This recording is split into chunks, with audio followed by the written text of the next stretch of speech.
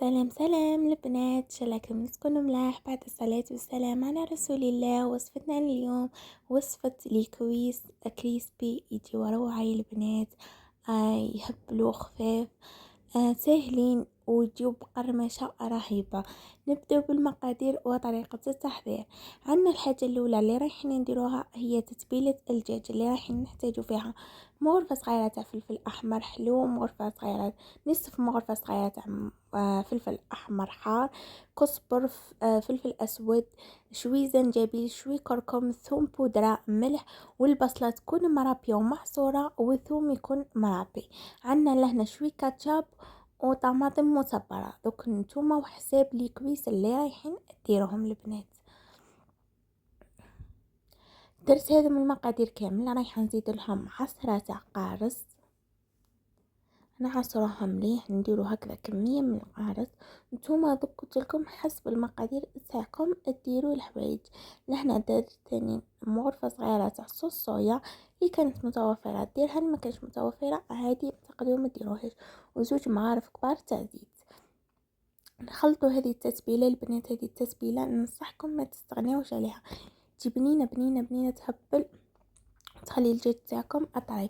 انا الدجاج تاعي لهنا غسلته مليح، نظفته وخليته قطر مليح من هذاك الماء. ولهنا رايحه نشلحه بهذه الطريقه باش منها يمص التتبيله ومن بعد يطيب لي. رايحه نكمل ندير الفخاذه تاعي كامل هكذا.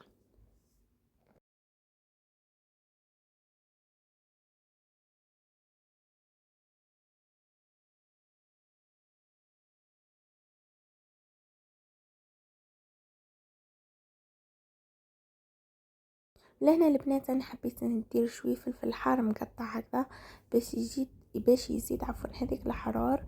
وانتم لكم الاختيار، تحبوا تضيفوه تحبوا ما تضيفوهش، ولكن متوفر بين رايح يزيد البنة. وندخلوا هذيك التتبيله مليح في الفخاذة تاعنا هكذا البنات، ونغطيوها. من الاحسن تقعد من فوق 6 سوايع وطلع، هي من الاحسن. ولا ما كنتوش قادرين تخليوها غير 4 سوايع تشرب التتبيله تاعها باش الدجاج تاعكم يجي طري ويجي متبل يهبل. حتى وكون ديروه هكذا وطيبوه غير في الفور يجي روعه بزاف بنين وسهل ثاني في نفس الوقت، وتجي بنت ويا البنات خياليه. انا لهنا رايحه نحطو، انا درتو في الليل التتبيله تاعها، وغدوه الصباح كي نض حطيته في البلاطو ودرت له ربع كاس تاع ما برك يكمل يزيد يطيب. والتتبيله كامل فرغتها في البلاطو، درت غير ربع كاس وحطيتهم طابو في الفور، خليتهم نطابو مليح، ما زدتش حمرتهم من الفوق. بعد نحيتهم لهنا جبت حطيتهم في طابسي، درت حبات تاع بيض فيهم فلفل اسود وملح وشوي ثوم بودرة ولا ثوم برابي، الفرينة ولا شابلي ولا شابلي تحبوا تزيدوا لها التوابل لكم الاختيار. انا مديرت لها توابل كامل. رايحه نخبط هذاك البيض تاعي مليح ونبدا نخدم فيه. لهنا راني سخنت الزيت وحطيت حبه، رايحه نرمدوها قبل في الفرينه.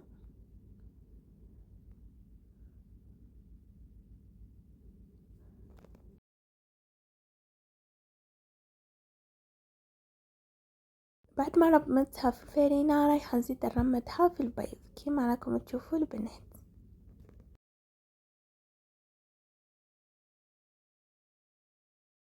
نزيد نرمدوها في لاشابلير،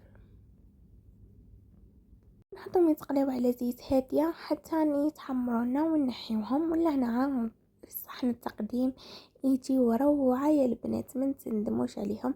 انا خليكم تسمعوا القرمشة ونبدا.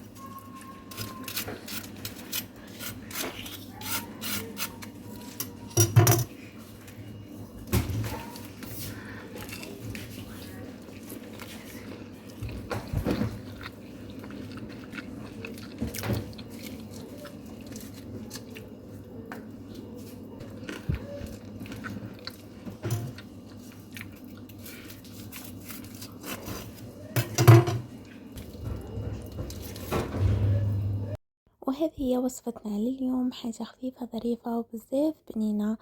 اللي حابين يخبيوها لشهر رمضان ما يكونش رايحين تندموا عليها، لا يدخل علينا بصحة ولا هنا.